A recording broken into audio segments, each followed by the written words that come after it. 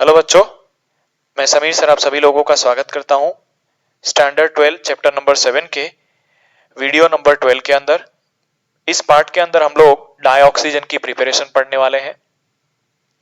देखो बच्चों, die oxygen की सबसे पहले लेबोरेटरी प्रिपरेशन की बात करें तो लेबोरेटरी में हम लोग पोटेशियम क्लोरेट को मैंगनीज ऑक्साइड कैटालिस्ट की प्रेजेंस में हीट करके पोटेशियम क्लोराइड और ऑक्सीजन गैस में कन्वर्ट करते हैं, या तो फिर थर्मल डिकम्पोजिशन किया जाता है मेटल के ऑक्साइड्स का जिनकी रिएक्टिविटी इलेक्ट्रोकेमिकल सीरीज में कम है। बराबर, जैसे सिल्वर ऑक्साइड जो है उसको हीट करके सिल्वर और ऑक्सीजन में कन्वर्ट करेंगे। ये इक्वेशंस काफी आसान है समझने में। मर्क्यूरी ऑक्साइड का यहाँ पर अगर आप डिकम्पोजिशन करेंगे हीट दे करके तो मर्क्यूरी और ऑक्सीजन में कन्वर्ट होगा। ध्यान देने वाली बात यह है कि यहाँ पे जो मर्क्यूरी मेटल है वो लिक्विड स्टेट में है।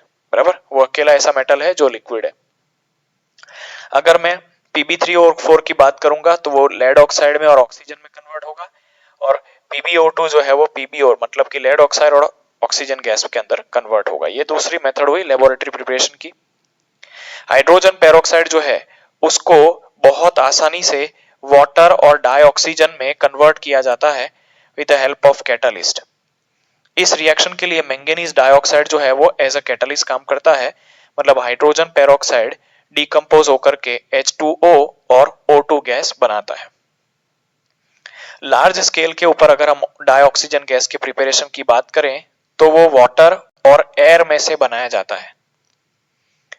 इलेक्ट्रोलिसिस करते हैं जब हम वाटर का, तब हाइड्रोजन गैस जो है वो कैथोड के ऊपर लिबरेट होती है और ऑक्सीजन गैस जो है वो एनोड के ऊपर लिबरेट होती है। आप लोगों ने चैप्टर नंबर 3 में इस चीज को पढ़ा हुआ है। बराबर, अगर हम इंडस्ट्रियल प्रिपरेशन की बात करें तो industrially another important preparation method के अंदर एयर में से भी इसको प्रिपेयर किया जा सकता है। एयर को आप 0 केल्विन के ऊपर ले आओ तो सबके सब जो गैस हैं वो लिक्विड फॉर्म में आ जाएंगे। क्लियर है? उसके बाद उसका टेम्परेचर जो है वो धीरे धीरे बढ़ाना चालू करो तो सबसे पहले आपका हाइड्रोजन गैस बाहर आता है और उसके बाद ऑक्सीजन गैस जो है वो सेपरेट आउट होता है। मतलब 0 केल्विन से टेम्परेचर बढ़ाओ 10, 20, 30, 40, 50 ऐसा करके, तो पहले नंबर के टर्न में हाइड्रोजन गैस बाहर निकलती है और दूसरे नंबर के ऊपर ऑक्सीजन गैस जो है वो बाहर निकलती है।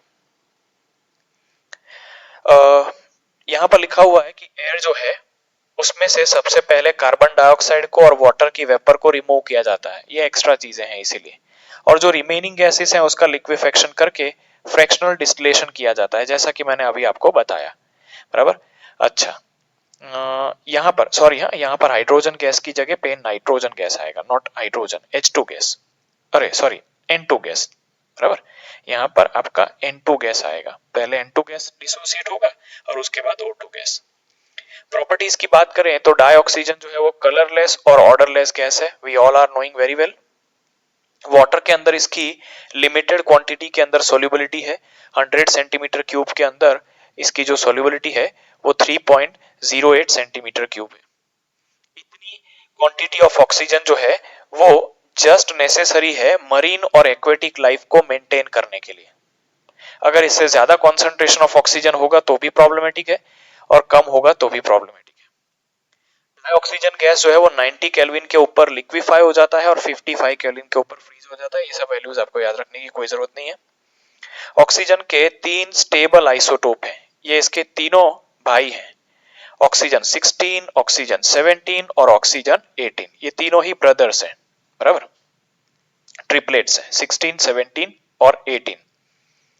मॉलिक्यूलर ऑक्सीजन जो O2 है वो इसीलिए यूनिक है क्योंकि वो पैरामैग्नेटिक है, ऑल्दो उसके पास इवन नंबर ऑफ इलेक्ट्रॉन्स हैं। उसके पास इवन नंबर ऑफ इलेक्ट्रॉन्स हैं तो हम ऐसा एक्सपेक्ट करेंगे कि भाई वो डायामैग्नेटिक होगा, लेकिन वो पैरामैग्नेटिक है। ये आप लोगों ने यूनिट नंबर 4 में पढ़ा हुआ है। बराबर, यूनिट नंबर 4 में एमओ डायग्राम जब पढ़े हैं तब इस चीज को आप लोगों ने समझा हुआ है। बराबर, डाइऑक्सीजन जो है वो लगभग सभी मेटल्स के साथ और नॉन मेटल्स के साथ रिएक्ट कर जाता है। इसके अंदर दो मेटल्स जो है वो एक्सेप्शन है, गोल्ड और प्लेटिनम। ये चीज आप जानते हो कि ये दोनों ही काफी लेस रिएक्टिव मेटल्स होते हैं। कुछ नोबल गैसेस के साथ भी रिएक्ट करता है। यहां पर इसका जो कॉम्बिनेशन है दूसरे एलिमेंट्स के साथ वो मोस्टली एक्सोथर्मिक होता है, इसीलिए रिएक्शन को ये कंटिन्यू करता रहता है। मतलब रिएक्शन के लिए जरूरी जो एनर्जी है वो यहाँ पर कंबशन की मदद से आती है, या डाइऑक्सीजन की मेटल के साथ रिएक्शन होने से जो large amount of energy liberate होती है उसकी मदद से आती है। लेकिन रिएक्शन को इनिशिएट करने के लिए कुछ एक्सटर्नल हीटिंग जरूरी होता है, बराबर, जो बॉन्ड डिसोसिएशन एंथैल्पी के फॉर्म में होता है। मतलब ऑक्सीजन ऑक्सीजन को अगर आपको रिएक्ट करवाना है तो उसको कुछ अमाउंट ऑफ एनर्जी देनी पड़ती है ताकि ऑक्सीजन और ऑक्सीजन के बीच का दो बॉन्ड जो है वो टूटे। उसके बाद जो डाइऑक्सीजन है वो रिएक्ट करना चालू करता है। नॉन मेटल मेटल के साथ की जो डाइऑक्सीजन की रिएक्शंस है वो आप लोगों को यहां पर दी हुई है, बराबर। जैसे कैल्शियम की रिएक्शन करके कैल्शियम ऑक्साइड बनाता है, एल्यूमिनियम के साथ एल्यूमिनियम ऑक्साइड बनाता है, फास्फोरस के साथ टेट्रा फास्फोरस डेको ऑक्साइड बनाता है, कार्बन के साथ कार्बन डाइऑक्साइड बनाता है। जिंक सल्फाइड का रिएक्शन ZnO और SO2 के फॉर्म में होता है। मीथेन का सभी लोग जानते हैं कि जब कंबशन होगा तब CO2 और H2 बनता है। ये बहुत ही इजी रिएक्शंस हैं। कुछ कंपाउंड जो है वो डाई ऑक्सीजन की प्रेजेंस में ऑक्सीडाइज होते हैं। जैसे SO2 को वेनेडियम पेंटॉक्साइड की प्रेजेंस में ऑक्सीजन के साथ रिएक्ट करेंगे तो ये किसके अंदर कन्वर्ट हो जाएगा, SO3 गैस के अंदर, बराबर। यहां पर आप सल्फर का चेक करो तो ऑक्सीडेशन हो रहा है। कैसे? सल्फर का ऑक्सीडेशन स्टेट है +4, इधर सल्फर का ऑक्सीडेशन स्टेट है +6। अगर हम इधर HCl के केस में देखें तो HCl के केस में क्लोरीन का ऑक्सीडेशन स्टेट -1 है और इधर Cl2 का जो ऑक्सीडेशन स्टेट है वो 0 है। इसका मतलब कि यहाँ पर क्लोरीन का भी ऑक्सीडेशन हो रहा है। जो डाइऑक्सीजन है वो ऑक्सीडाइजिंग एजेंट है, वो कंपाउंड्स को, मेटल्स को, नॉन मेटल्स को ऑक्सीडाइज जो है वो कर सकता है, बराबर। अब यूसेज की बात कर लेते हैं। देखिए, नॉर्मल रेस्पिरेशन और कंबशन के अंदर तो ऑक्सीजन जरूरी है ही, लेकिन ऑक्सीजन का मेजर यूज जो है वो ऑक्सी एसिटिलीन वेल्डिंग के अंदर होता है। ऑक्सी एसिटिलीन वेल्डिंग मतलब आप लोगों ने देखा होगा कि भाई वेल्डिंग करते वक्त, ये खास करके पुराने जमाने में होता था, अब तो इलेक्ट्रिकल वेल्डिंग आ गया है। पुराने जमाने में 2 सिलेंडर्स होते थे, फिर उसमें से गैस निकलती थी और जो लेबर है वो वेल्डिंग करता रहता था। तो उसमें से एक जो सिलेंडर है वो ऑक्सीजन की होती है और दूसरी जो होती है वो एसिटिलीन गैस की होती है, इसीलिए उस वेल्डिंग का नाम ऑक्सी एसिटिलीन वेल्डिंग है। मेटल्स को और स्टील को प्रोड्यूस करने में भी ये काम में आता है। ऑक्सीजन सिलेंडर जो है वो हॉस्पिटल्स के अंदर, हाई एल्टीट्यूड फ्लाइंग के अंदर और माउंटेनियरिंग के अंदर यूज होते हैं। अब ये चीज तो अभी बताने की जरूरत ही नहीं रहेगी, बराबर। कोरोना में ऑक्सीजन सिलेंडर्स, बराबर, हॉस्पिटल्स, ये सब चीजें आपने बहुत अच्छे से समझी हुई। आईसीयू के अंदर ऑक्सीजन दिया जाता है क्योंकि कोरोना पेशेंट का क्या होता है, जो ब्रीथिंग कैपेसिटी होता है लंग्स का इन्फेक्शन की वजह से वो कम हो जाता है, इसीलिए बाहर से उसको ऑक्सीजन गैस का सप्लीमेंट देना पड़ता है। जो अल्टीट्यूड के ऊपर जाते हैं, बराबर, उनको भी ऑक्सीजन गैस की जरूरत रहती है क्योंकि उधर एयर की डेंसिटी कम होती है। फ्यूल्स का कंबशन करने में डाइऑक्सीजन गैस बहुत जरूरी है। जैसे आप लोगों को पता है कि भाई रॉकेट के अंदर हाइड्राजीन जो है वो यूज होता है एज अ फ्यूल, हाइड्राजीन। अब हाइड्राजीन को ऑक्सीजन के साथ क्यों रिएक्ट कराते हैं?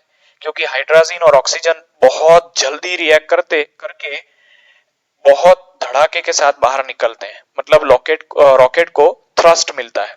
यहाँ पर हाइड्रेजीन और जो लिक्विड ऑक्सीजन है वो जब रिएक्ट करेंगे तब बहुत ज्यादा थर्स्ट क्रिएट करते हैं। धड़ाके के साथ जो हाइड्रोजीन है वो ऑक्सीजन की प्रेजेंस में जलता है, जिसकी मदद से रॉकेट को नेसेसरी थ्रस्ट जो है ऊपर उठने के लिए मिलता है। क्लियर है?